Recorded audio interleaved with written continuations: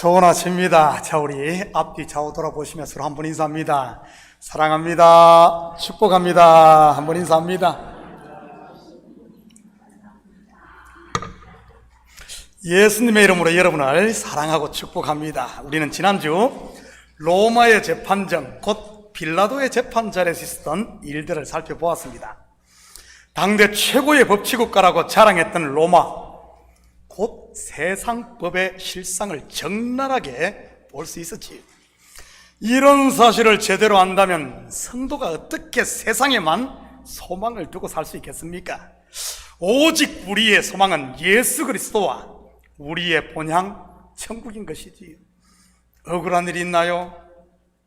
나만 왜 이리 불이익을 당하냐고 여러분 너무 억울해하지 마시기 바랍니다. 믿음의 사람이라면 누구나 걷는 길이니까요. 우리보다 앞선 선지자들도, 믿음의 선진들도 그 길을 걸었고, 지금 이 땅을 사는 동료 신앙인들도 걷고 있으며, 그리고 앞으로 오는 세대도 마찬가지니까요. 그 고난의 결국은 무엇입니까? 의로운 재판장이신 하나님 앞에서 신원받고 즐거움의 잔치에 참여하는 것입니다. 다윗이 시편을 통해 고백했듯이 내 원수의 목전에서 내게 상을 차려주시고, 바로 그것이지. 그러면 우리의 잔이 넘치고 여호와의 집에 영원히 가게 되는 복을 누리는 것입니다. 원수들은요, 바깥 어둠에서 영원토록 울며 이를 갈게 되는 것이지. 오늘은 장소를 옮겨 골고다 언덕에 한번 광경을 살펴보도록 하겠습니다. 빌라도의 마지막 판결이 무엇이었습니까? 보라 너희 왕이로다. 보라 너희 왕이로다. 물론 이 말은 빌라도가 유대인들을 조롱하기 위해 한 말입니다. 죽기 직전까지 매질을 하고 그만 죽게 만들어 놓고 하는 말이니까요.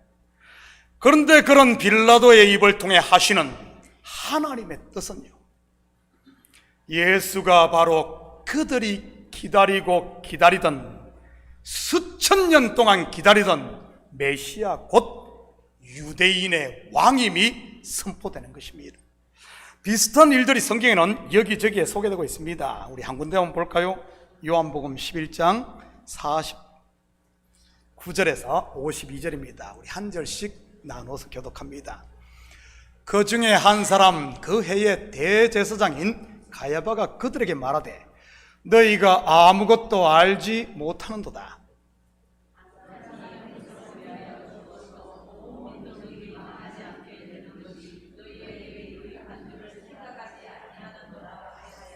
이 말은 스스로함이 아니요 그 해의 대제사장이므로 예수께서 그 민족을 위하시고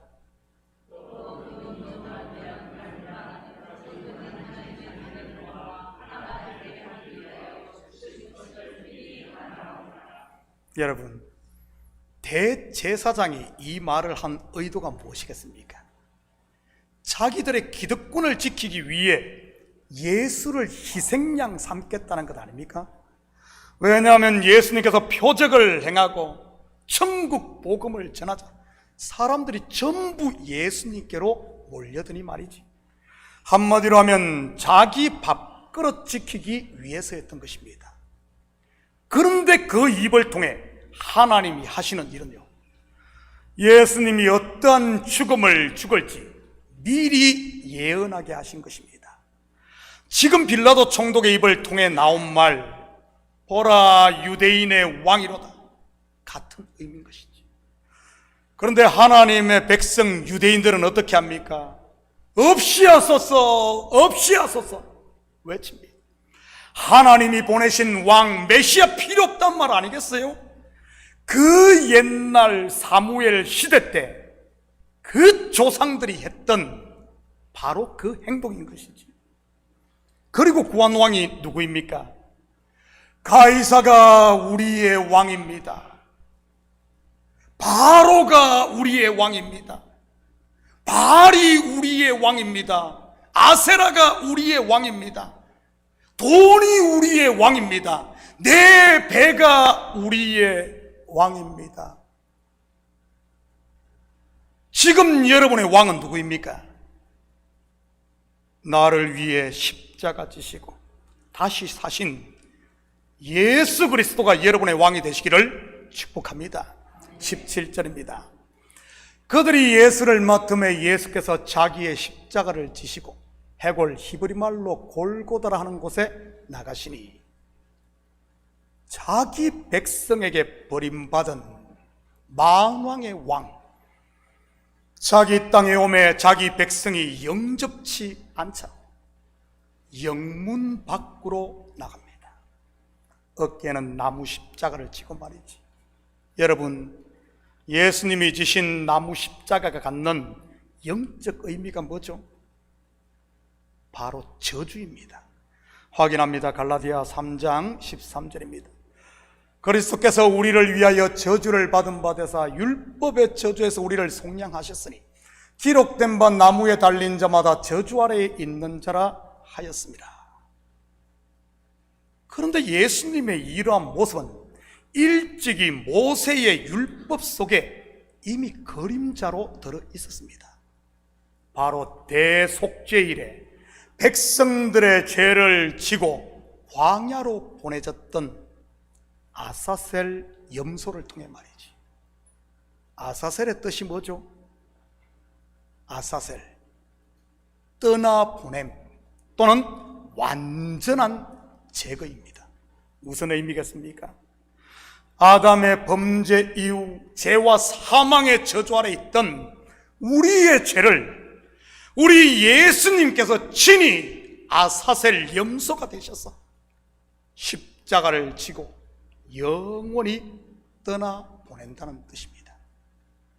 동에서 서가 먼 것처럼 흰눈보다 더 희게 양털보다 더 희게 말이지. 예수님께서 십자가에 달린 곳이 어디죠? 해골의 곳, 히브리어로는 골고다, 라틴어로는 갈바리의 로쿠스, 즉 갈보리 언덕인 것입니다. 18절입니다. 그들이 거기서 예수를 십자가에 못 박을새 다른 두 사람도 그와 함께 좌우편에 못 박으니 예수는 가운데에 있더라. 우리가 잘 아는 왼편 강도와 오른편 강도, 하나는 데려감을 당하고 하나는 버려둠을 당하게 되는 것입니다. 양과 염소의 비유에도 영생에 들어가는 오른편 양이 있듯 영벌에 처해지는 왼편의 염소 이야기가 나오고, 오른편 강도가 구원받은 이유가 뭐죠? 누가복음 23장 40절에서 43절입니다. 하나는 그 사람을 꾸짖어 이르되 네가 동일한 정죄를 받고서도 하나님을 두려워하지 아니하느냐. 오른편 강도가 한 말입니다. 왜 오른편 강도가 구원받습니까? 첫째는 하나님을 두려워했다는 사실입니다. 동일한 정죄 곧 사형 선고를 받자 말이지. 세상 사람들은 이런 상황을 때늦은 후회라고 하는 것이죠. 아니면은 뭐 버스 지나가고 손들었다 라고 표현을 하기도 하고요. 계속해서 봅니다. 우리는 우리가 행한 일에 상당한 보응을 받는 것이니 이에 당연하거니와 이 사람이 행한 것은 옳지 않은 것이 없느니라 하고, 여러분, 오른편 강도와 왼편 강도만 우리가 행한 일에 상당한 보응, 곧 데스 페널티를 받는 것일까요? 아닙니다. 모든 인생이 데스 페널티 아닌가요? 죄의 값은 사망, 곧 사형이니까요. 이에 당연하거니와, 무슨 말입니까? 영어로 말하면 destiny, fate, 운명이라는 말입니다. 도저히 벗어날 수 없는 아담들의 운명, 내 스스로 어떻게 할 수 없는 바로 인생들의 한계 말이죠. 이 사람이 깨달은 것이 무엇입니까? 바로 나는 할 수 없구나, 나는 죄인이구나 하는 것을 깨달았다는 말입니다. 십자가에 달린 예수 곧 율법 앞에서 말이지요. 지금 예수님께서 죽으시는 것이 바로 율법의 요구를 완성하기 위해서니까요. 누가 구원을 받는다는 말입니까? 내가 죄인임을 알고 고백하는 사람이라는 말입니다. 계속해서 42절입니다. 이르되 예수여 당신의 나라에 임할 때 나를 기억하소서 하니, 자기가 죄인임을, 자기의 운명, 자기는 어쩔 수 없는 존재란 걸 알자 어떻게 합니까? 바로 장대에 높이 달린 노뱀 예수 그리스도를 바라보는 것입니다. 나를 기억하소서라는 말은 당신을 믿습니다, 당신을 영접합니다와 동일한 의미인 것이고요. 예수께서 이르시되, 내가 다음 구절, 예수께서 이르시되 내가 진실로 내게 이르노니 오늘 내가 나와 함께 나군에 있으리라 하시니라. 딸아, 내 믿음이 너를 구원하였으니 평안히 가라. Go in peace. 그것이지. 버스 지나간 줄 알았는데 바로 뒤에 리무진이 대기하고 있었네요. 늦은 줄 알았는데 그때가 바로 하나님의 때, 가장 빠른 때였다는 사실. 저는 우리 식구들 마음에 오른편 강도에게 임한 이 평강이 있기를 축복합니다. 이번에는 왼편 강도의 모습도 한번 볼까요? 그래야 공평하니 말이지요. 왼편 강도의 이야기는 딱 한 줄로 소개됩니다. 누가복음 23장 39절입니다. 달린 행악자 중 하나는 비방하여 이르되 네가 그리스도가 아니냐, 너와 우리를 구원하라 하되. 참, 이 사람 힘도 좋은 것 같아요. 십자가에 달려 죽어가면서도 정죄를 일삼고 있으니 말이지, 저 죽는 줄도 모르고 말입니다. 자기 눈에 있는 들보는 보지 못하고 남의 눈에 있는 티만 빼려고 하고 있는 것이지요. 성경은 이런 사람을 완악한 사람, 마음에 화인 맞은 자라고 하는 겁니다. 절대 자기를 보지 못하는 영적인 맹인 말이죠. 왜 그렇겠습니까? 바로 자기가 하나님의 자리에 앉아 있어서 그런 겁니다. 지금 여러분이 있는 곳은 어디입니까? 왼편입니까? 아니면 오른편입니까? 왼편에 있다면 빨리 이삿짐 센터에 전화해서 당장 이사할 수 있기를 축복합니다. 어디로요? 오른편으로. 그곳이 어디죠? 갈대아 우르가 아닌 가나안, 애굽이 아닌 젖과 꿀이 흐르는 약속의 땅, 바벨론이 아닌 유다, 그리고 소돔과 고모라가 아닌 작은 산인 것입니다. 이삿짐 센터 전화번호 모르면 천국의 옐로우북 한번 찾아보셔요. 그게 뭐죠? 바로 성경인 것입니다. 19절 20절입니다. 빌라도가 패를 써서 십자가 위에 붙이니 나사렛 예수 유대인의 왕이라 기록되었더라.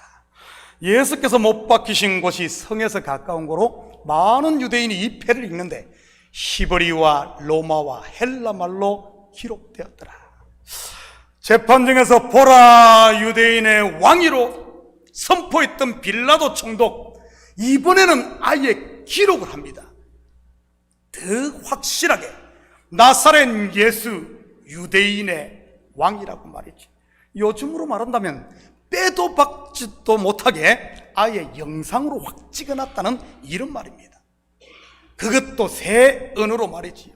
첫째는 히브리어, 둘째는 로마, 셋째는 헬라 말로 말입니다. 물론 빌라도는 유대인들을 조롱할 목적으로 모든 사람들이 읽을 수 있게 이렇게 기록했을 겁니다. 그런데 저는 이 속에도 하나님의 숨은 뜻이 있다고 봅니다. 십자가에 달린 예수 그리스도는 유대인의 왕뿐만 아니라 로마와 헬라 곧 이방인의 왕이라는 사실 말이지. 그러니 하나님 앞에서 그 누구도 변명할 수 없는 것이고요. 제가 못 알아들었는데요. 저는 가방끈이 좀 짧아서 이해를 못했습니다. 또는 저는 영어가 시원찮아서요. 그럴 수 없다는 말입니다. 세상에서는 그런 것들이 좀 통할지 몰라도 말이지, 정상 참작이란 것이 있지 않습니까? 그런데 미국 경찰들은 보면은 잘 안 통하더라고요. 특히 교통경찰들. 그런데도 불구하고 가끔 통할 때도 있었습니다. 제 경험에 의하면. 제가 미국에서 24년째 살면서 3번을 잡혔다가 그냥 통과됐다는 것 아닙니까? 2번은 뉴저지에서, 1번은 썬킨 메도 파크에서 말이지. 경고만 하고 그냥 가라 그러더라고요. 그런데 하나님은 어떤 줄 아십니까? 절대 애누리가 없는 겁니다. 왜냐하면 그분은 사람의 중심을 보실 뿐만 아니라 하나님은 빛이시기 때문이죠. 그때 유대인들의 대제사장들이 그 패를 보고 좀 거시기했나 봅니다. 그도 그럴 것이, 예수님이 십자가에 달린 때 그 시기가 언제입니까? 유월절 기간입니다. 예수님께서 유월절 어린 양으로 돌아가셨으니까요. 이 기간에는 전 세계에 흩어졌던 디아스포라 유대인들이 예루살렘에 모이는 기기입니다. 예루살렘에 사는 네이티브 유대인들이야 예수가 누군지를 알지만, 먼 외국에서 온 사람들은요, 팻말만 보고는 저분이 진짜 유대인의 왕인가 하지 않겠어요? 그래서 대제사장들이 요구한 것이 무엇입니까? 21절, 22절입니다. 유대인의 대제사장들이 빌라도에게 이르되 유대인의 왕이라 쓰지 말고 자칭 유대인의 왕이라 쓰라 하니, 빌라도가 대답하되 내가 쓸 것을 썼다 하니라. 팻말 좀 바꿔줘요. 팻말 좀. 자칭 유대인의 왕으로 말이죠. 그런데 빌라도의 답변이 뭡니까? No! 절대 안 돼. 내가 쓸 것을 썼다. 확정 판결인 것입니다. 절대 바꾸지 않겠다는 말이지. 23절입니다. 군인들이 예수를 십자가에 못 박고 그의 옷을 취하여 4깃에 나눠 각각 1깃씩 걷고 속옷도 취하니 이 속옷은 호지 아니하고 위에서부터 통으로 짠 것이라. 여러분, 왜 군인들의 이 옷에 욕심들을 내고 있는 것일까요? 예수님이 입고 있었던 옷이 요즘으로 말하면 소위 명품이라서 그런 걸까요? 그런 거 있잖아요. 마지막에 똥자 들어가는 거, 그런 거 있잖아요. 예수님이 그런 것 입어서 그랬을까요? 아니면은 당시에는 하도 없어가지고 옷이 귀해서 그런 것일까요? 없어도 그러지. 로마, 그래도 대로마 제국의 군병들 아닙니까? 얼마나 없으면은 사형수 옷까지 그것도 4조각으로 나눌 정도로 그렇게 없었을까요? 그런데 성경은 단순히 그것만을 말하는 게 아닙니다. 그렇다면 성경의 옷이 갖는 의미가 뭐겠습니까? 창세기 3장에 벌써 옷 이야기가 나온단 말이지. 아담과 하와가 선악과를 따먹고 범죄하자 어떤 일이 일어납니까? 그들의 눈이 밝아져 자기들의 벗은 것을 보게 됩니다. 그래서 어떻게 하죠? 무화과나무 잎을 엮어 치마를 해 입습니다. 이때 해 입은 치마, 여러분에게 묻겠습니다. 속옷일까요? 아니면 겉옷일까요? 나중에 하나님께서 그들에게 가죽옷을 지어 입힙니다. 양의 가죽으로 만든 가죽옷 말이지. 여러분에게 묻겠습니다. 이 가죽옷 속옷일까요? 겉옷일까요? 여러분, 짐승의 가죽 가지고 팬티 입는 사람 봤습니까? 어떻게 입어요? 뭐 무스탕 이렇게 다 그렇게 입지. 여러분, 가죽옷은 겉옷입니다. 그렇다면 여러분, 성경에서 옷이 상징하는 게 뭐죠? 벌거벗은 것을 가려주는 것 말입니다. 벌거벗은 우리의 죄를 가려주는 것, 바로 의인 겁니다. 의에도 두 가지가 있지 않아요? 먼저는 율법에서 난 의와 두 번째는 하나님의 의 또는 그리스도의 의 말이지. 이 의가 바로 벌거벗은 것, 곧 죄를 덮는 것입니다. 마치 옷이 벌거벗은 수치를 가려주듯이 말이지. 무화과나무 잎을 엮은 치마, 무엇을 상징합니까? 율법에서 난 의, 바로 속옷인 것입니다. 자기의 벌거벗음을 가릴 수 없는 것 말이지요. 여러분 한번 생각해 봐요. 속옷만 입으면 다 가려지는 겁니까? 여기에 속옷만 입고 앉아있다고 한번 생각을 해봐요. 뭐 해수욕장도 아닌데 말이지. 자기는 가렸다고 할지 몰라도 다 드러나는 겁니다. 예수님의 속옷, 군인들이 어떻게 하죠? 제비 뽑아 한 사람이 같습니다. 무슨 의미겠습니까? 율법에서 난 의, 한 사람이 같습니다. 누구죠? 바로 유대인들인 것입니다. 그런데 예수님의 겉옷은요, 다시 말해 하나님으로부터 난 의, 그리스도의 의는요, 벌거벗음을 완전 가려줄 가죽옷 말입니다. 네 기수로 나눠 각각 한 기씩 나누어 가집니다. 무슨 의미겠어요?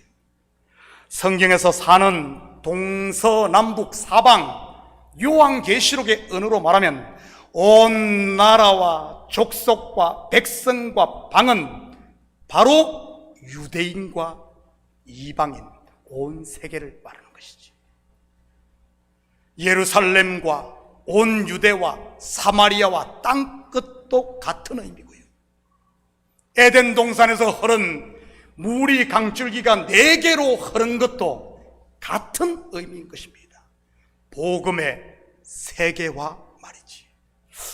그래서 지금 이방인이었던 우리가 하나님을 아바 아버지라 부르며 예배할 수 있는 것 아니겠어요? 아들의 겉옷이 우리에게 나누어졌기 때문에 말입니다. 이것을 혼인잔치에 비해서는 손님들에게 주어진 예복이라고 했던 것이고, 26절, 27절입니다. 예수께서 자기의 어머니와 사랑하시는 제자가 곁에 서 있는 것을 보시고 자기 어머니께 말씀하시되 여자여 보소서 아들이니다 하시고, 또 자기 제자에게 이르되 보라 내 어머니라 하신대 그때부터 그 제자가 자기 집에 모시니라. 난의 구절 중 하나입니다. 예수님이 자기 어머니를 보고 여자여 라고 했으니 말이지, 왜 어머니라고 부르지 않고 여자여라고 불렀겠습니까? 우리 예수님 버르장머리가 없어서 그랬을까요? 아닙니다. 다 이유가 있고 뜻이 있지 않겠어요? 그 다음 구절을 보면 제자 요한에게 보라 내 어머니라고 선언을 합니다. 여러분, 지금 이곳이 어디입니까? 골고다 언덕의 십자가인 것입니다. 인간이 경험하는 고통의 극치, 인간이 경험하는 가장 큰 고통의 극치가 이루어져. 우리 어머니들에게 한번 묻겠습니다. 여러분이 지금까지 살면서 가장 고통스러웠던 때가 언제입니까?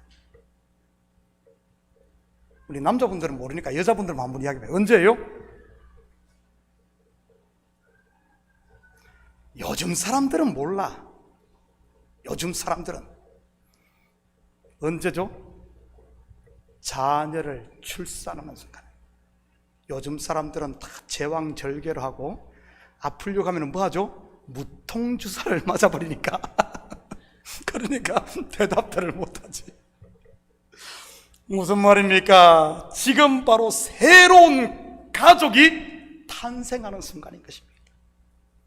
여자가 아들을 낳는 바로 교회가 탄생하는 순간 말입니다. 어머니의 해산의 고통을 통해 우리가 세상에 태어났듯 예수 그리스도의 십자가의 죽음의 고통을 통해 저와 여러분이 하나님의 자녀로 태어난 것 말이지. 여자여 무슨 의미겠어요? 교회여, 여자는 교회를 말하잖아요. 여자는 성도를 말하잖아요. 여자여, 교회여, 성도여, 네가 하나님의 자녀로 거듭난 것이 하나님의 아들의 죽음으로, 하나님의 아들의 죽음으로 된 것이다. 그 말 아니겠어요? 28절입니다. 그 후에 예수께서 모든 일이 이루어진 줄 아시고 성경을 응하게 하려 하사 이르시되 내가 목마르다 하시니. 해산을 경험한 여자분들, 출산을 하고 나면 목이 마릅니까? 왜 목이 마르지 않겠어요? 모든 것을 다 자식에게 쏟아 부어 주었으니. 예수님의 목마른 그런 목마름이 아닐까요? 저와 여러분을 구원하기 위해 피 한 방울, 물 한 방울까지 다 주었으니 말이죠. 그런데 우리는 어떻습니까? 하나님께서 자기의 독생자 곧 전부를 주었는데도 또 달라고만 하지 않나요? 물을 주면 밥을 달라고 하고, 밥 곧 만나를 주면 고기를 달라고 하고, 고기 곧 메추라기를 주면 수박과 참외, 마늘을 달라고 아우성이니 말이지. 왜 저도 만족하지를 못하는 것입니까? 왜죠? 밑빠진 독, 곧 속에 탐욕이 있기 때문인 겁니다. 아직도 이 탐욕의 늪에서 욕망의 아우성이 들립니까? 자족의 힘을 배울 수 있기를 축복합니다. 사도 바울이 그랬듯이 말이죠. 한번 볼까요? 빌립보서 4장 11절에서 13절입니다. 내가 궁핍함으로 말하는 것이 아니라 어떤 형편이든지 나는 자족하기를 배웠노니 나는 비천에 처할 줄도 알고 풍부에 처할 줄도 알아 모든 일을 곧 배부름과 배고픔과 풍부와 궁핍에도 처할 줄 아는 일체의 비결을 배우느라. 내게 능력 주시는 자 안에서 내가 모든 것을 할 수 있느니라. 모든 것을 저도 만족하지 못하는 인생들을 보니 우리 예수님 목이 마른 것이지. 그런 예수님을 보고 군인들이 어떻게 합니까? 신 포도주를 갖다 줍니다. 이 신 포도주란 말은 쓸개를 탄 포도주를 말합니다. 의학적으로 이것이 마취 효과가 있다고 하는데 사실인지는 모르겠어요. 제가 마셔보지를 않아서 말입니다. 그런데 군인들이 이렇게 한 것은 사형수의 고통을 덜어주기 위한 그런 행동 아닙니다. 그건 아니에요. 마지막까지 조롱하기 위함이었던 겁니다. 인생들의 집요함, 인생들의 사악함을 보여주는 극치였던 것이지. 마치 왼편 강도처럼 말입니다. 30절입니다. 예수께서 신 포도주를 받으신 후에 이르시되 다 이뤘다 하시고 머리를 숙이니 영혼이 떠나가시니라. 이 땅에서의 마지막 순간 썰개탄 썬 포도주를 받으십니다. 여러분, 원래 포도주가 상징하는 게 뭐죠? 천국 음료, 바로 기쁨과 즐거움인 것입니다. 예수님께서 공생애를 시작하실 때 첫 번째 행한 표적이 무엇인지 기억합니까? 우리가 요한복음을 공부할 때 7 표적을 살펴보았는데 뭐죠? 가나의 혼인잔치에서 물로 포도주를 만든 사건입니다. 즐거움이 떨어진 혼인잔치에 즐거움을 회복시키고 공급하는 일 말이지. 출애굽을 해 홍해를 건넌 이스라엘 백성이 제일 먼저 도착한 곳이 어딘 줄 아십니까? 마라입니다. 마라의 뜻이 뭐죠? 쓰다. 그곳에서 쓴 물이 단물로 바뀌게 됩니다. 어떻게 그렇게 됐죠? 모세가 나무 막대기를 물에 던짐으로. 이 나무 막대기 상징하는 게 뭐겠어요? 예수 그리스도의 십자가 아니겠어요? 그렇다면 예수님이 받으신 신 포도주가 무엇이겠습니까? 즐거움이 떨어진 인생, 써서 마실 수 없는 마라의 인생, 바로 마리아들 아니겠어요? 그런 쓰디쓴 인생들의 죄를 친히 마시고, 다시 말해 친히 짊어지시고 예수님께서 떠나신 것이지. 어디로요? 광야로. 친히 아사셀 염소가 되셔서 말입니다. 저와 여러분에게 있는 죄를 떠나보내고 완전히 제거하기 위해서 말입니다. 다 이뤘다. 무슨 의미겠어요? 딸아, 내 믿음이 너를 구원하였으니 평안히 가라. Go in peace.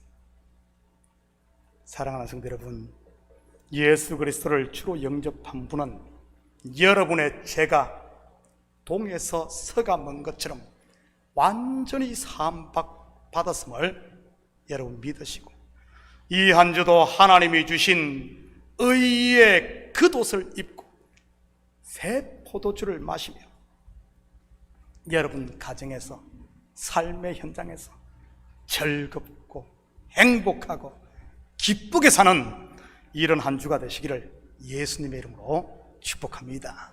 같이 기도합니다. 사랑의 아버지 하나님, 참으로 감사를 드립니다. 우리 주께서 친히 저주의 나무 십자가에 달리심으로 우리의 저주가 동에서 서가 먼 것처럼 옮겨지고 흰눈보다 더 희게, 양털보다 더 희게 정결함 받게 하심을 참으로 감사를 드립니다. 이제 더 이상 애굽으로 돌아가지 않도록 지어 도우시고 탐욕으로 돌아가지 않도록 도우시고 우리 주께서 새롭게 만드신 새 포도주를 마시며 즐겁고 기쁘게 아버지 하나님 자녀로 당당하게 사는 우리 성도들 되게 도와주시옵소서. 감사드리며 예수님의 이름으로 기도드립니다. 아멘. 자, 우리 이 시간 다 같이 자리에서 일어납니다. 찬송 150장 들으신 후에 축도